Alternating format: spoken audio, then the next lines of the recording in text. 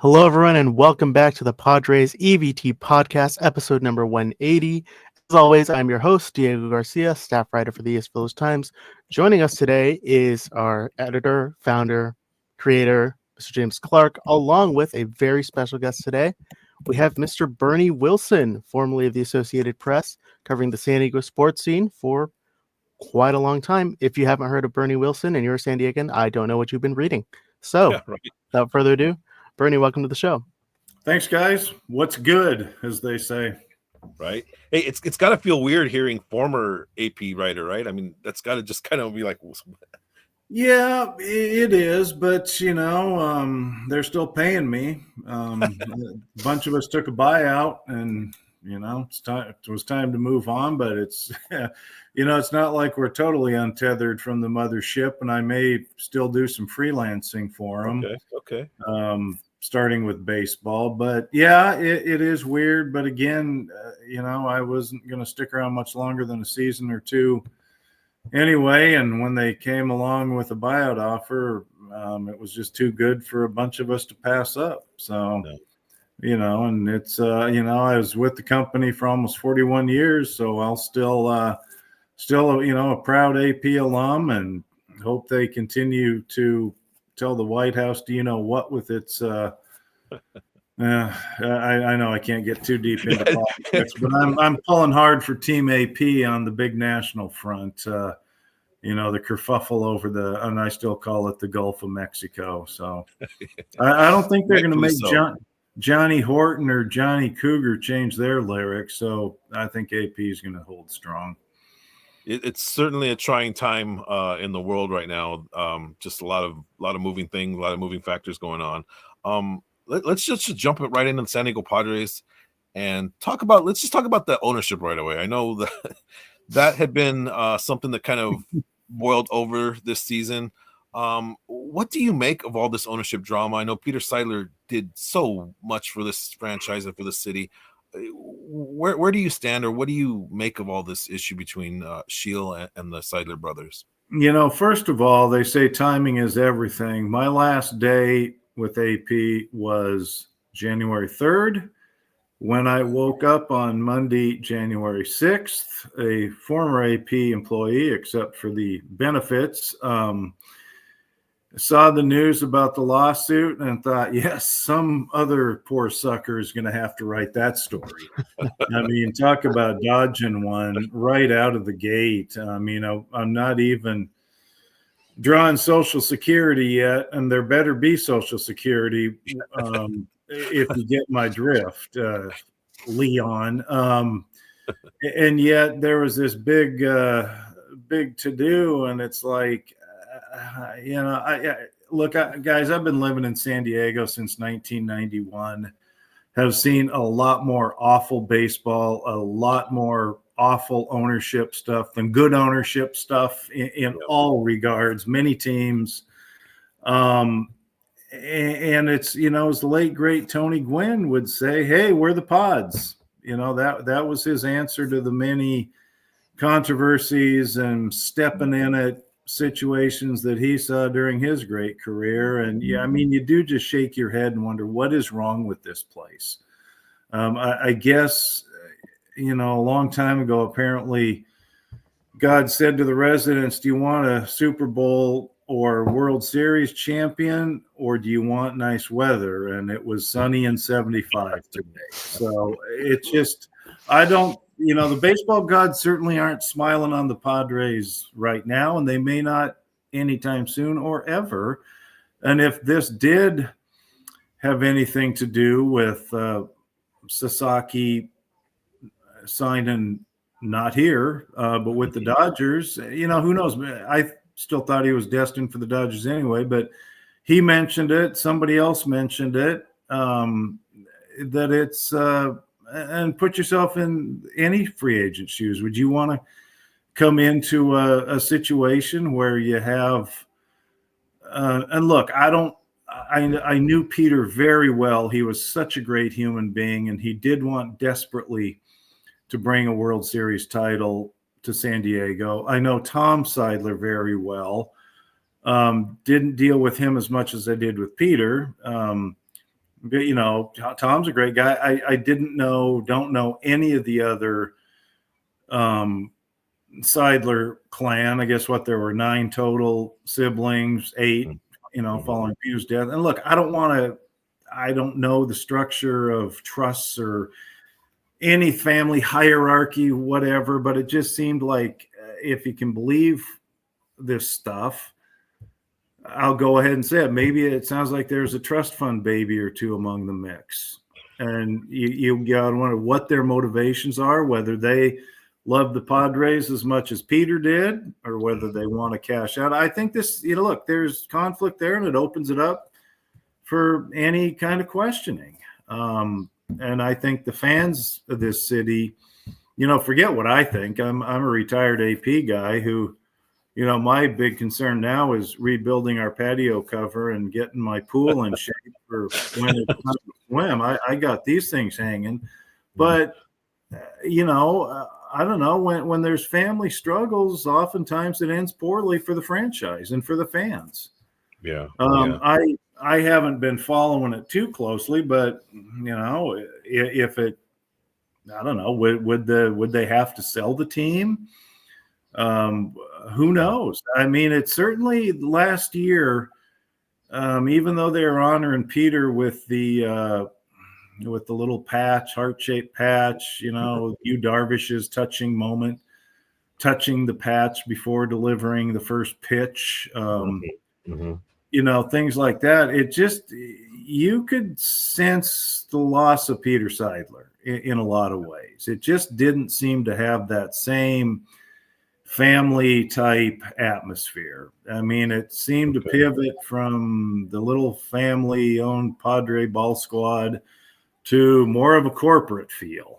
They were still honoring Peter, but all of a sudden you just sensed a shift. And it doesn't seem like, and I think this is a fair assessment from my little bunker out here in East County, it just doesn't seem that maybe there's that same feeling among the family, the ownership group, whatever, that there was when Peter was doling out the cash. Yeah, no, I hear you, because there was no doubt that Peter Seidler loved the Padres, loved the city of San Diego. He made that quite evident, quite clear.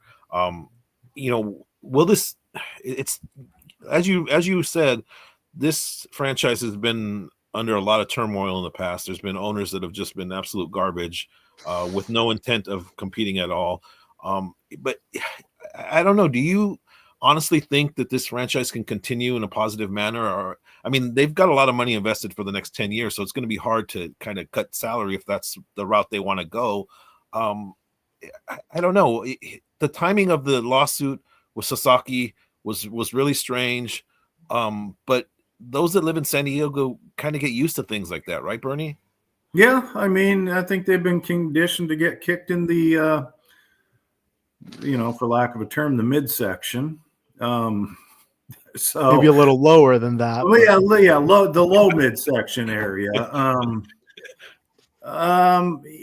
It's just, you're right. They've got some big contracts locked up. I think it all has to do with whether they'll ever get a real TV contract.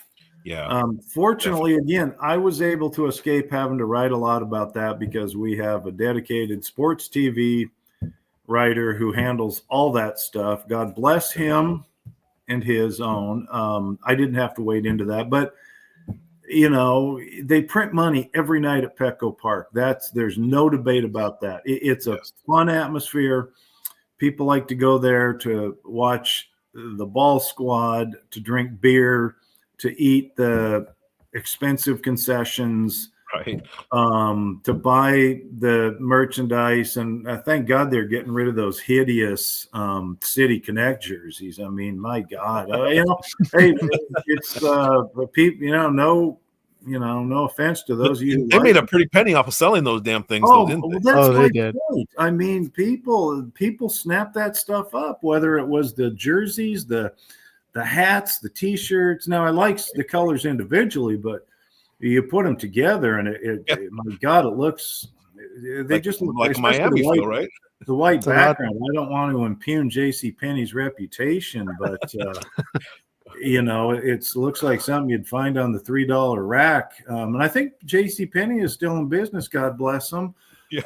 But it said nothing about San Diego, despite what the press releases said. Right. But it'll be interesting to see. And when you entrust somebody at Nike, I still wear Nikes, love Nikes. But when you entrust somebody in Beaverton, Oregon, to come up with something for San Diego /TJ, it didn't work, and I don't care. I'll argue with anybody on that one. So, but no, the point is, it's a cashless facility, so it's not like they're backing a Brinks truck up, because you don't have to when you're dealing with digital payments. But the point is, they're making at least concessions, ticket sales, merchandise, parking. You know what parking is across the street?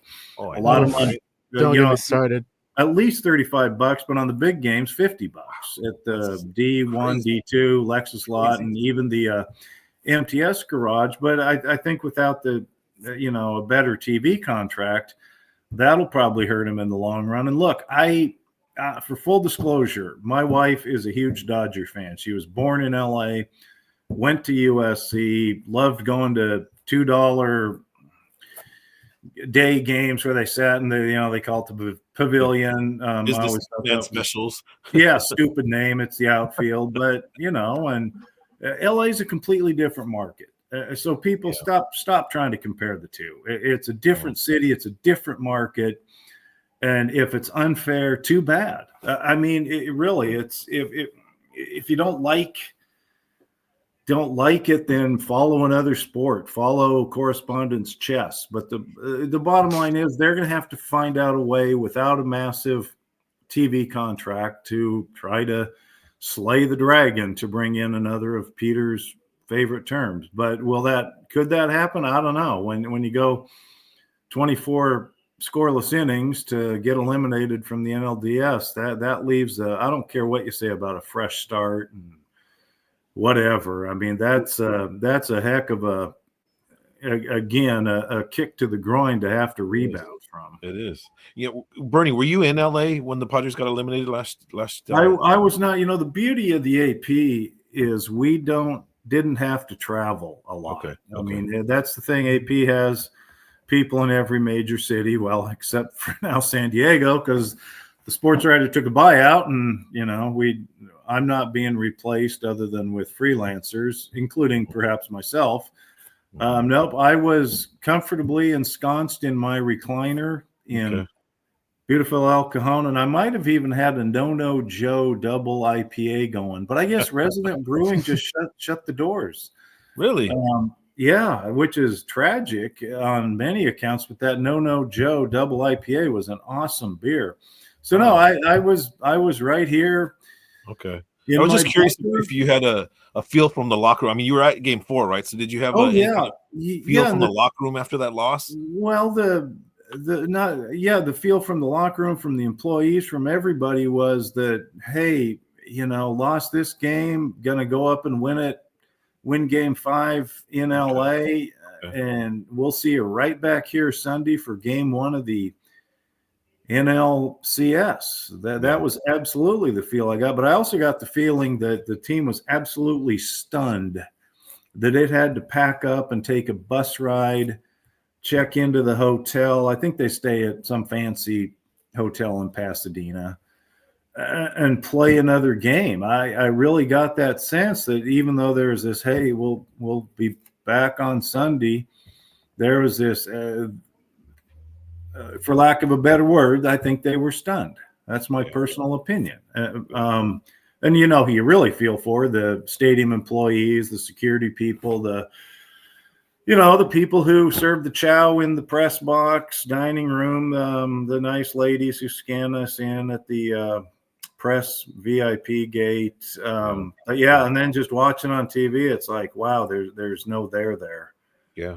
After there being no there at Petco Park. And yeah, I don't know. I suppose somebody smarter than me, maybe Diego, if you're into analytics, you can write a white paper on what it was. But me being a baby boomer, I'll just say that it appeared that to take one of the best lines from The Right Stuff, Gordo screwed the pooch. So I think you can say that Padres screwed the pooch for lack of deeper and insightful analysis here on what is it, February 20th, 2025. Yeah. I'm sure more choice words were used back in I'm October. sure they were. And God bless the choice words that we have accessible. Go ahead, Diego. Hit Bernie with some questions. Yeah. If you can. So you've seen a lot of Padre baseball in your life. So looking back at this past 2024 team, if you had to think back to the Padre teams that you've watched in your lifetime, where would that team numerically rank? If you had to say, was this really the best Padres team in the history of the team? Was that 98? Was that 84? What team would you say? I still go with 98. I wasn't around for 84, but I watched the playoffs from Spokane, Washington, where I started my AP career. Still remember the Padres getting their doors absolutely blown off in Chicago. Yeah, right. I believe they were both day games, and then was working in the office the night Garvey launched what remains after all these years, 41 years, the most dramatic, important home run in Padres history. Right. Still remember watching that on TV, but I covered the 98 team. And I think, that again, that's a personal choice. That's the one that resonates with me. With two Hall of Famers and many other famous big name guys. Last year was entertaining year. I'll say that much. 2022 was as well with them getting Soto and then, making it to the NLCS before the unfortunate fact that Josh Hader didn't want to pitch the ninth inning and, Bullet Bob Suarez took a big one for the team that, unfortunately made the Padres in EMT terms, DRT, dead right there. Granted, there was still a top of the ninth to play, but, I don't know. People can argue about this stuff, but I sort of lumped last year with 2022. I don't know. It just had similar feeling. Now, 2022, there was no Tatis. Last year, Right. Yeah, there was Tatis, and then there wasn't Tatis. And now that I'm retired, I can say I enjoy watching Bebo, however you want to pronounce it, El Nino perform on a baseball field. Right. I just think he's the straw that stirs the drink, to steal a Reggie Jackson for sure term. But I don't know. They made the playoffs both years. They did seem, when Tatis came back in September, Musgrove was back. Yu was back, obviously. Unfortunately, it didn't work out well for Joe Musgrove, who, by the way, grew up just around the corner from us out here in beautiful Fletcher Hills. Nice. Yeah. About 14 houses away, I believe, if my math's correct. I won't give you any locations, but I do know how to count. Maybe fewer, might be 10 or 12 houses. But anyway, we could track Joe's progress through the decals on the back window of his mom's car, whatever team. or travel ball all the way up, right? Mama Bear had a decal on the back of her car of what franchise Joe was with. So Diane kept us up to. We didn't have to check, baseballreference.com or the morning stats, whatever. We could just drive by the Musgrove house and look at Diane's car, and the sticker was there. But and then that was unfortunate. Joe getting hurt and needing surgery. You gamed through, and whatever it was with him, with Darvish, he came back. Yeah.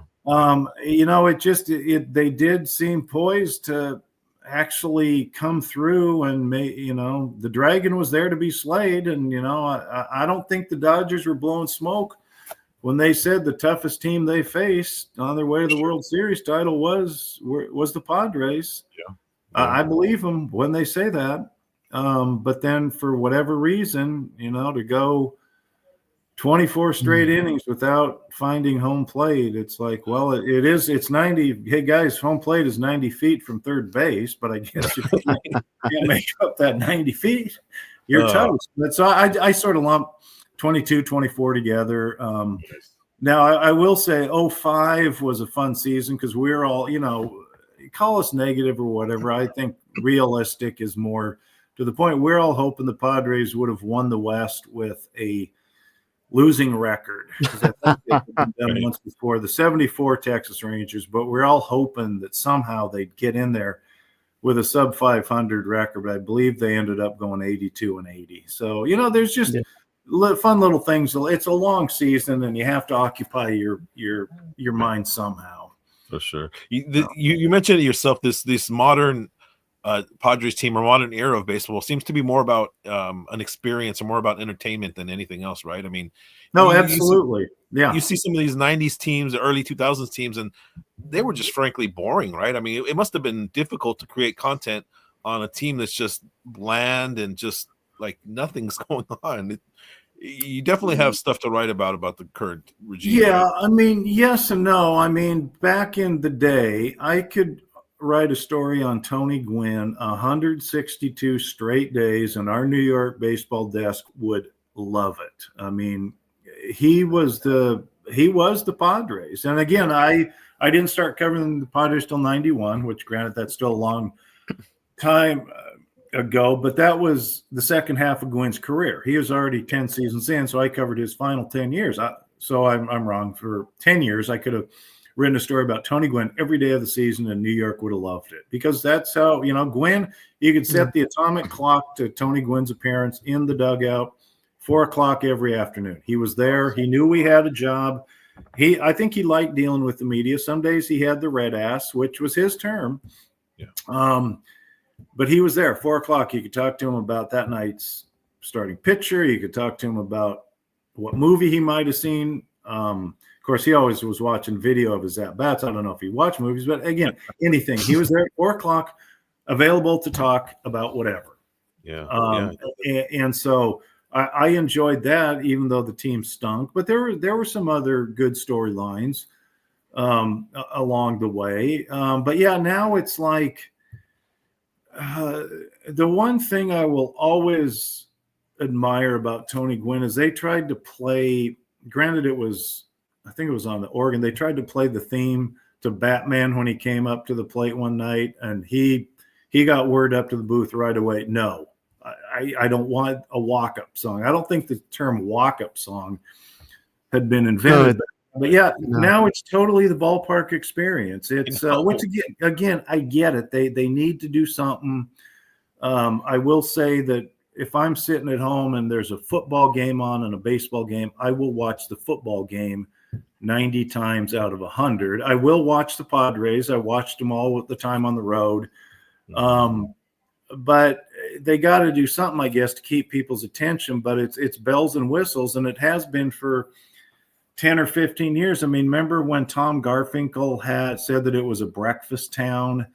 Yeah. And they had, what was it, Sunday breakfast on the warning track? Well, whatever. They've got to get their quote-unquote revenue streams.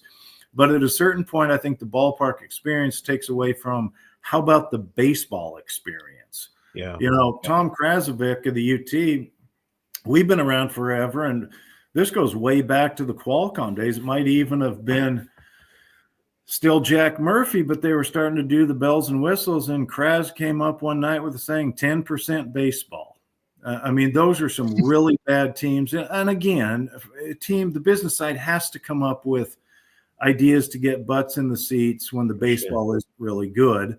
Yeah. But in my battered mind, it's gone a little bit too far to the state ballpark experience thing. Yes, I'm old. I yell at clouds, but the thing that kills me is how loud Petco Park is now. And Petco's not alone. You're right. It is loud. It's loud. As bad, if not worse, Viejas Arena. I mean, the bass reverb comes up through your feet when you're covering an And how? Snapdragon Stadium, same way. It's loud. And look, I've made this comment several times. I saw Led Zeppelin live, and if I want to get my ears destroyed to the extent that, Petco Park can do it, I prefer to go back in time 40 some years and see Led Zeppelin again and have them destroy my hearing as opposed to, the ballpark experience. So, yeah, I guess this is where I'm going to reclaim the old man yelling at the cloud card. At some point, they have got to augment the ballpark experience with winning a World Series experience. Yeah. Okay. That's the point I'm trying to get. It's great that they have all this between inning entertainment. And the fans do. Look, it's a happy place. I will give them that. It's electric. It's loud. The fans are into it. They all want to be on the big screen. They all want to get the big tall boy beers, but at some point they really do need to somehow figure out a winning the World Series experience. Yeah, I agree wholeheartedly. Do you think that comes down to upper management of this team on marketing, if you will, and creating more of a, I don't know, just loving the history of the Padres, whether it's good or bad? I just, sadly, I still see a lack of alumni around. I still see a lack of bringing up any kind of tradition with the Padres. I know it's been bad for the most part, but I just would rather see them embrace the history of this franchise more than, tall boys and, who's on the Jumbotron and pumping in loud music. But I understand that is a necessity to bring in the casual fan because, I mean, let's face it, half the fans in the stadium are on their phone while they're watching the game. Half the riders are too. Sorry, I couldn't resist that. We're either placing our bets or ordering a new Pearl Jam album. No, that's a great question. The problem in pro sports, it's not just the Padres, is anytime a new regime takes over, whether it's ownership, a GM, a team president, in their mind, the history of the team started that very moment. Yeah, right. Everywhere. That's not just the Padres. You go anywhere, it's like that. But unfortunately, it's with the Padres. And that's a great point about the alumni. And sadly, this is a team that doesn't have that many great, outstanding alumni. I mean, and I'm not bad-mouthing anybody. It's just, sadly, Tony Gwynn's dead. Ken Caminiti's dead. Yeah. And you do see people, you see Randy Jones around, you see Trevor Hoffman. My best tall boy story ever is Archie Sinfracco came into the press. We saw him at the game, said, "Hey, drop by the press box." He was sitting in a box a few doors down from the press box that night. So he came wandering in, I don't know, third or fourth inning with a tall boy. I'm thinking it was a Pacifico, and came down to the front row and sat between me and whoever. This was pre-COVID. The press box seating chart has changed since then, but he came and sat with us for 2 or 3 innings with his tall boy.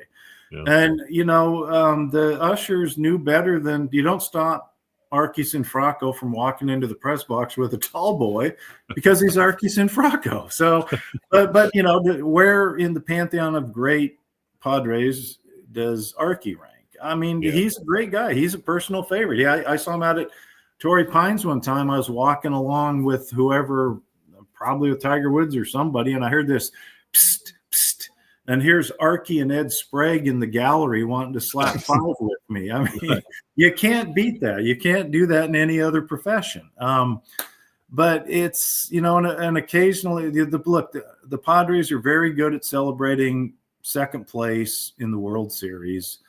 We're not due for one. We just, the night, and again, I hate to go down this road too many times, but that's what they have to celebrate. They have, getting beat in 2 World Series is where they top out. And so, the 84 team, 98 team, honor them as much as you want, but they still lost the World Series. That's the sad thing. The history of this franchise is very thin.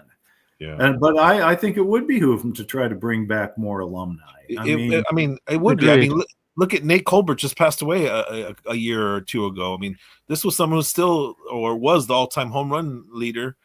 You never really saw him at the ballpark. You saw a couple things here and there. I know there was a little bit of a checkered past, if you will, but it's just players like that. Kevin Brown. I mean, can you get Kevin Brown out here? Can you throw some money towards him and get him out here? I mean, that 98 season was remarkable. A lot of fans would like to see him. Yeah. Kevin Brown, man, he the last time he was out here, what year would that have been? The 25th? What was that?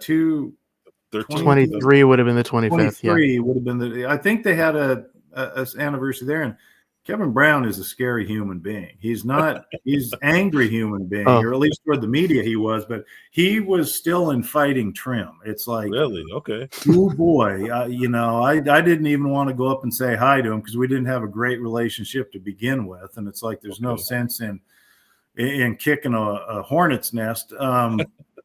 But yeah, I don't know. I heard last year or the year before there's somebody in Padres hierarchy, I'm not sure where in the hierarchy, who was not aware of the season Greg Vaughn had in 1990. Wow. They had no idea what he did, who he was, what number of home runs he had, et cetera, et cetera. And that there's a lack of basic street knowledge among some people. I mean, if you are going to be in the hierarchy, you should know these things. Now, granted, right? That was a long time ago. I mean, time flies, but still, Vonnie slammed 50 jacks. Yeah. The last one barely, I still remember that. He was carrying around 2 tons of 49 for a while. He was like carrying big, huge cement blocks on his shoulders. He was putting that much pressure on himself. Right. And people said the minute that ball cleared the fence in Arizona, it was like everything came off. He did it. Yeah.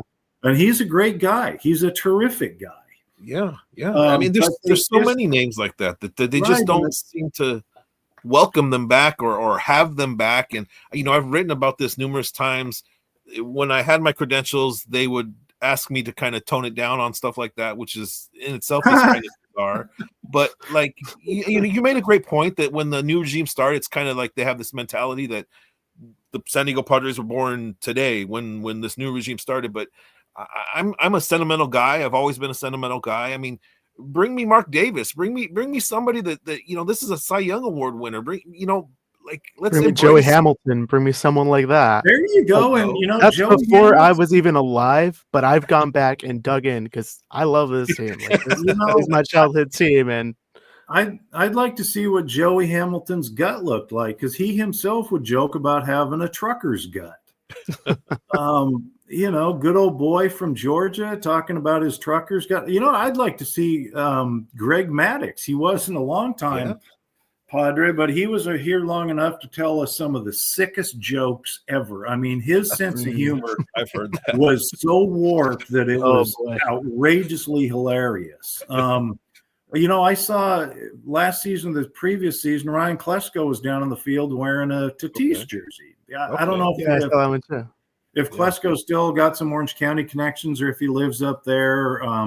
He was with some people and they were wearing Tatis jerseys. How cool is that? I love exactly. There was a time in the 05, 06 era where the club had, Padres home clubhouse is round, and Klesko was over here by the tunnel down to the field. Brian Giles and Phil Nevin were across from each other, spanning opposite sides of the hallway leading into the training room. They loved being in that clubhouse. After the game, win or lose, they would turn their chairs toward the center of the room, the clubhouse. They'd have their awful Bud Lights. There they'd be in T-shirts and sliding shorts, scratching themselves. But they were there. They loved being there. They were accessible to us. They were, if they won, they were having fun. Right. Not that this team doesn't. But, that's when I think back about fun moments, it was that. Then you add Boomer Wells to the mix. Oh, boy. Boomer would hang around. Boomer, if he got blown out of a game early, he you get the sense he didn't necessarily like dealing with the media, but he knew it was part of the gig. Yeah, he got blown out in I think the third or fourth inning one day, and he was waiting for us when they let us in to the clubhouse after the game in his civvies with one of his kids, because he knew we would want to talk to him about getting blown out in the third or fourth inning. And he goes, "Come on, guys, let's get on with it. I want to get out of here." But he was waiting for us to talk. Right. And then there's that game he got ejected and threw his glove up into the crowd. And his wife was pissed because she wanted that glove for one of their sons. But Boomer threw it into the crowd. What a great souvenir that would have been, right? Getting Boomer one's glove. Yeah. And again, he was there when the clubhouse opened, and then he wasn't happy when he got fined.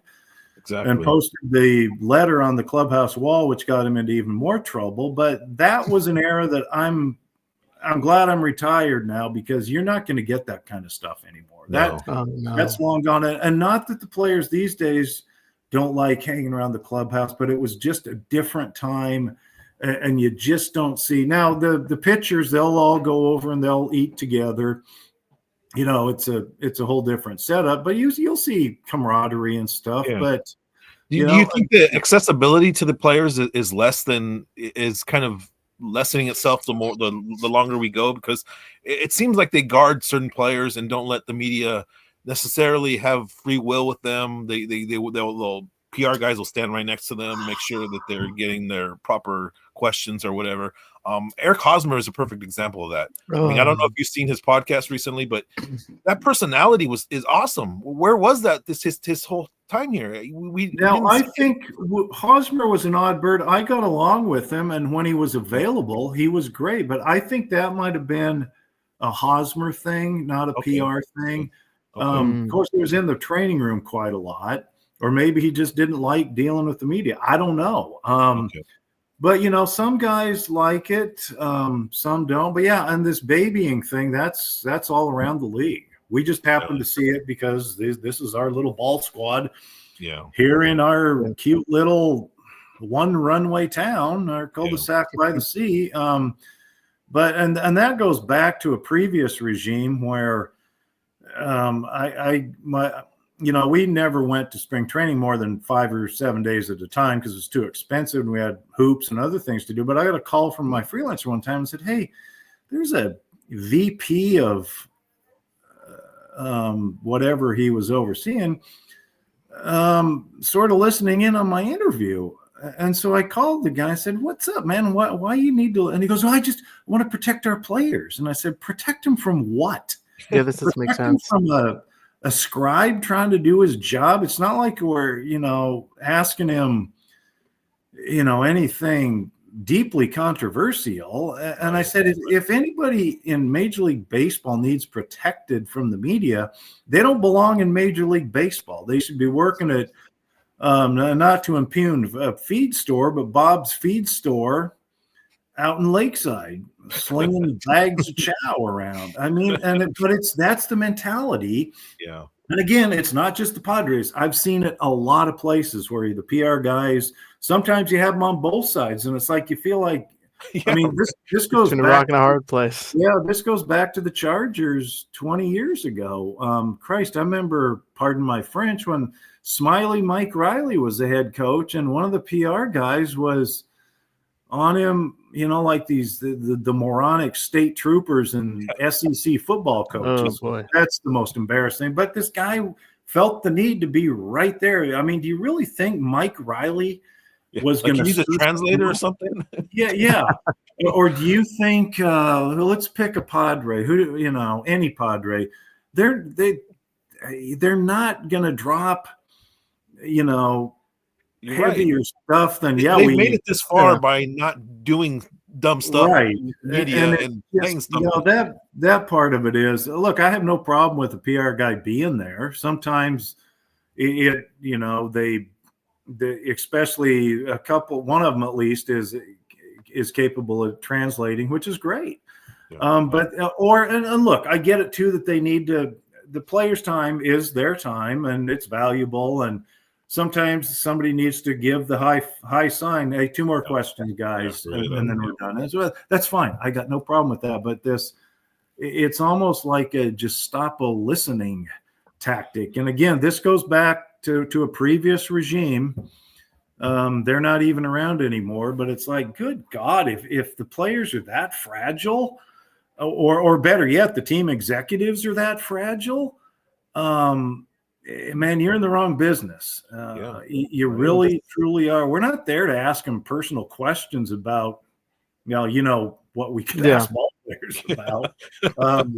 Lots of things that, a family podcast like yours probably shouldn't get into. But again, it's as bad with other teams too. So and in other sports. So it's just, I think, just society in general and what we live in now.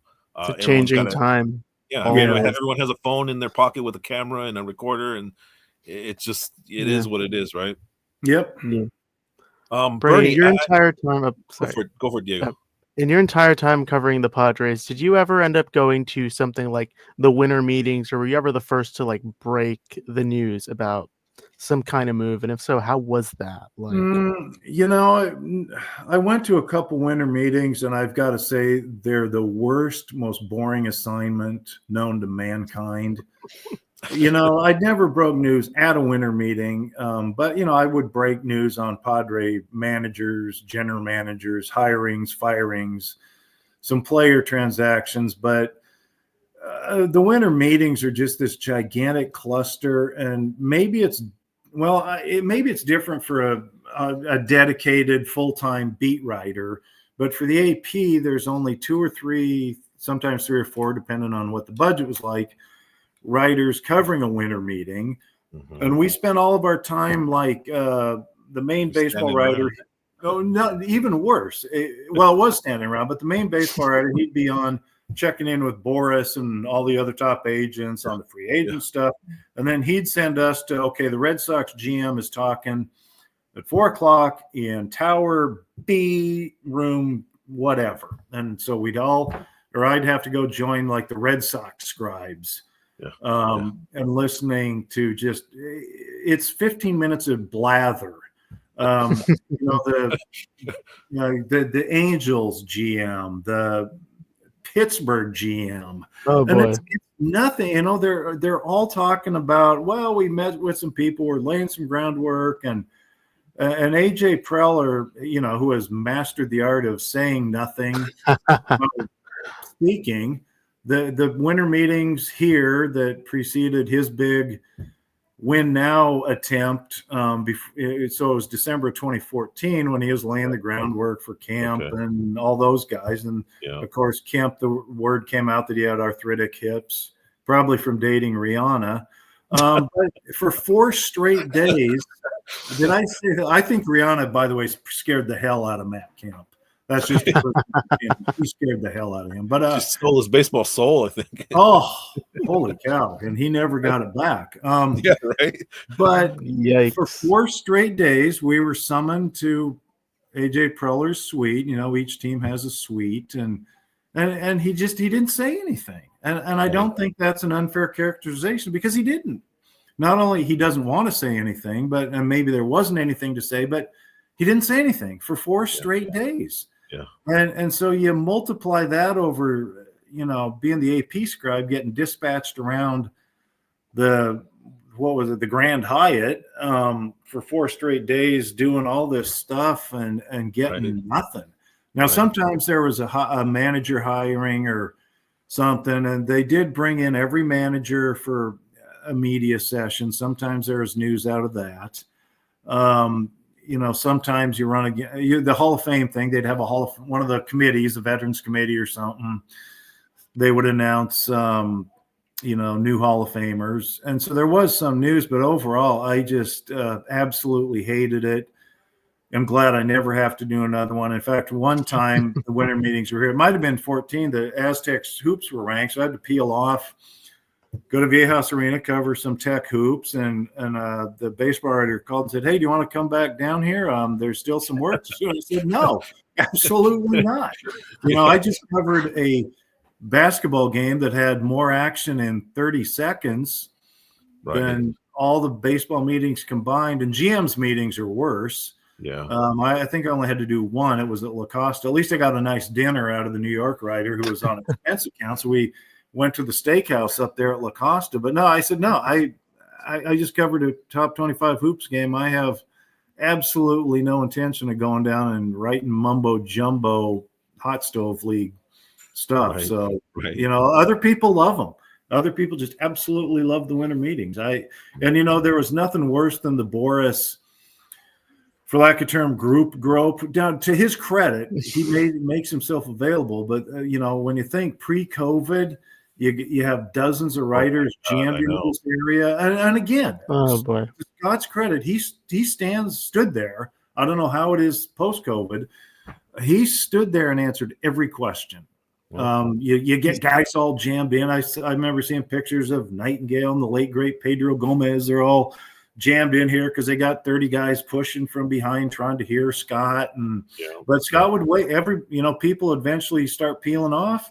And if it was down to one guy, two guys, Boris would be there answering questions. But it was uncomfortable. And you look back at those pictures now and think, my God, in the post-COVID landscape, I don't want to be around anybody, let alone 50 unwashed fellow scribes. I mean, most of us do take showers and brush our teeth, but it's and same thing at GM's meeting. I remember walking by a Boris group grope out at La Costa. It was outside on a very nice patio, and there were fewer people because there don't seem to be as many people covering the GM's meeting. And one of my friends, Disco Danny Hayes, who used to cover the Padres for the North Country Times, he's now he was in Chicago. Well, he still lives in Chicago, but he covers the Twins after having covered the White Sox.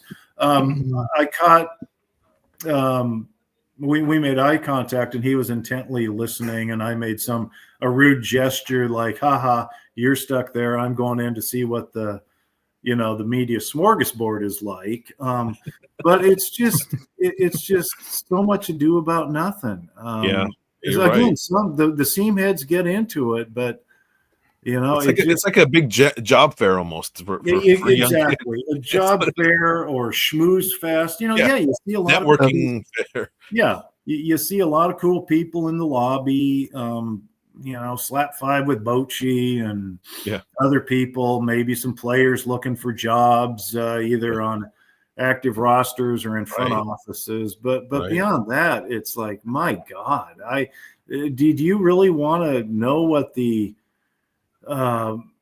intimate secrets of the Boston Red Sox are when they're not going to say a word other than 15 minutes of word vomit? It's just, it's like, again, 30 seconds at Viejas Arena, there's more action than at any winter meetings I've been to. You don't have to play like a Mad Libs or sift through anything. You're just seeing it right in front of you too. And actually the last winter meetings that were in San Diego 2022, I had hip replacement surgery 2 weeks before. So I got out of that because there's no way I was going to go down to the Grand Hyatt with my walker and my hydrocodone and get sent off to room 2582 Tower B to listen to the Red Sox GM. So that was a great excuse not to have to do them. Yeah, I hear you. Bernie, we could be doing this all night with you. We're running a little over on time. Maybe a couple more questions before we get you out of here, if you can. I'd like to know, in your history covering the Padres, who did you enjoy interviewing the most? Tony Gwynn might be your obvious answer, but out of all, it could be some random Jody Reed, some random player out of the blue. Was there somebody who just you gelled with or just you enjoyed talking to? I'm going to play the Greg Maddux card. Okay. He was just such, and I still remember him coming through here with the Cubs, when the Padres were Jack Murphy / Qualcomm, and, they called him the professor and Doogie. And, he has this, the whole professor thing was for the public consumption, but in the clubhouse, he was like the worst of the worst in a frat house, but in a fun way. He could surf on cue, he could fart on cue, and the jokes he told were just, again, his sense of humor is as twisted as some of the 2x4s I get from Sorry, Home Depot, but yeah, I've had bad issues, but it was warped to the point that Boomer Wells, of all people, in the same season, separate interviews, said that Maddox, quote, was a silent scumbag and had a, quote, silent sickness. And the great thing about Maddox was that he hung around with the boys. I mean, he was not aloof. He'd go over and he'd help the clubhouse guys fold towels. He'd, joke around with guys. And his gig was, the initial media scrum included the TV people, and sorry, TV people, but Maddox was intentionally boring in front of the cameras. I mean, just like, beige boring, all the cliches. But then once they cleared out and it was just the scribes, he opened up and would talk ball. He'd talk fun stuff. And I remember one time it was just me and him, and there was this particularly sick joke floating around. And I said, "Did you start this joke?" And I said it to him, and he smiled and he goes, "No, but," and then he dropped another joke that was equally sick, if not more. But that's, that's when you're around guys that long, it's like, hey, that's the Greg Maddox I know and love. And just a quick side story. One time I had our oldest son with me for the day before workout. Our kid went to Saints. I had to go pick him up after school, go back down to Petco, write my story. And I was writing on my laptop sitting just outside the dugout there, and Maddox was there. And since it wasn't an official thing, I told my kid, Jack, go get, here's 2 baseballs, go have him sign it. So he asked, politely if Maddox came over, started signing, lifted his leg, cut a really loud fart, didn't say a word, just very serious, handed the balls back. Jack said, thank you. And he came back and said, that was funny. And so I told Maddox the next day, hey, you have a cool kid. But I mean, that was just Beyonce. His handwriting, his autograph is probably the worst in recorded history. But again, that was part of his stick. That was on purpose. I don't think you could tell if a 5-year-old signed the ball or if Greg Maddox did. But that's just how he was. He lived in a different world. And that's always, he will, again, besides Tony Gwynn, because Tony was so good to us, even beyond his playing days. When you saw San Diego State, I'd always go out and do a story on him every season. You'd see him in the press box when he was doing broadcasting. Same Tony Gwynn, you could call him up. But the whole Maddox thing, it was just so mind-blowing that, I was a frat boy, but we never came to the level of Greg Maddox antics. There's just really a personality on and off the field, you could say. Oh, absolutely. I mean, that's why this whole professor thing is just such a farce. I mean, people who actually saw Greg Maddox in the inner sanctum of the clubhouse. Yeah, he might have been professorial in his pitching approach. But, and I still remember his initial press conference here. He came walking down the hall with I think he had a turtleneck on and a really nice blazer. And it's like, no, that's not Greg Maddox in the slightest. And he chewed, he had a bit of a gut. I think his was a wine gut. He liked wine, but he chewed. And just his facial expressions made you laugh. I mean, you could ask him something, he'd give you that, and he'd have a big chew in his mouth. And hey, that's what sports should be about, right? Right. Yeah. And no PR people at his side. There wasn't a chance in hell that. And again, this was 20 years ago now, right? Yeah. Long time ago. Before the modern day stuff. But there's no chance in hell a PR guy would have been able to stand there with Maddox before he would tell him to get the hell away from me. Yeah. So he could totally handle himself. So it's awesome stuff, man. It's it's to be a fly on the wall for that would be quite the experience. There are other stories, but I probably, if you guys have a post midnight podcast, sometime we'll have the viewers discretion podcast after dark. Parental advisory sticker. There you go. So.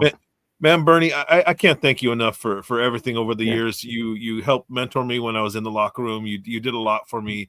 I'm really sincerely just I'm blessed to have known you and learned from you, man. I just wish you all the best and everything, and good luck on your honey to-do lists. I know they're going to be quite extensive from your Dodger loving wife, right? Hey, you know what? The Dodgers won the World Series again today because MLB Network was showing replays, so they pivot away from winning the World Series again to their spring training opener. I think they got clocked by the Cubs, but hey, baseball's back, bros. It is. James, I appreciate the kind words. It's been fun. I know you're up against a tough situation, and the industry sucks right now. Let's be honest. It's changing. It's hard. Diego, you're a young guy. I hope you thrive. Stick with those stats, bro. The analytics, there's a place for it. It just was never my mug of beer, so to speak. But that's fine, to teach their own. But no, this is fun. I'm always around, guys, in case your regularly scheduled guest has a tragic car accident or something. You know where to reach me. We will definitely have you on 100% reach out. Yeah, we could talk forever with you. I mean, there's a series of questions I didn't even get to because it's just Padre Gold is what you are providing to use the old word of Kurt Bavacqua's old magazine, right? Padres Gold. I don't know if you were aware. No, of that. I was not there, and that's another guy. I don't know what's going on there. He used to be up in the press box, and I don't know what happened, but there aren't a lot of alumni, but there are alumni in this area. Yeah. A lot. Oh, yeah.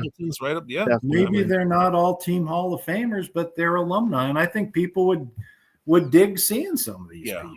I agree. But hey, they don't ask us for our opinion, do they? No, they certainly do not. I wish they did, but no. Yeah. All right. Thank you so much, Bernie. This is episode number 180. We thank you so much for coming on. Anytime, fellas. Yeah. All right. Take care. Take it easy, Bernie. Wow. Thank you.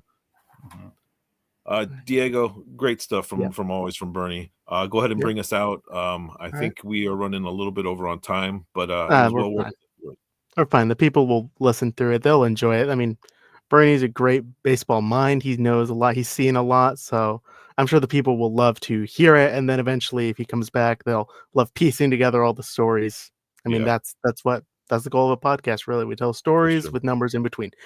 Yeah, for sure. Yeah. Like I say, I had a number of questions that I didn't even get to just because we just kind of went with the flow with Bernie. But it was great talking to him. He's done a lot for me personally and a lot for the site as well. So I remember reading his stuff and then our site when I was still deciding what I wanted to do with my life. So I still remember reading all of this. So this is just a big coming full circle moment, really. And that's for the majesty of baseball. So to everyone listening, thank you very much for tuning into Padres EVT Podcast, episode number 180 with former AP writer Bernie Wilson, San Diego legend. With that being said, thank you all very much for tuning in. We look forward to having your engagement with us next time. On behalf of East Village Times founder and editor-in-chief James Clark, this is Diego Garcia, your podcast host, saying thank you very much for listening. See you all next time.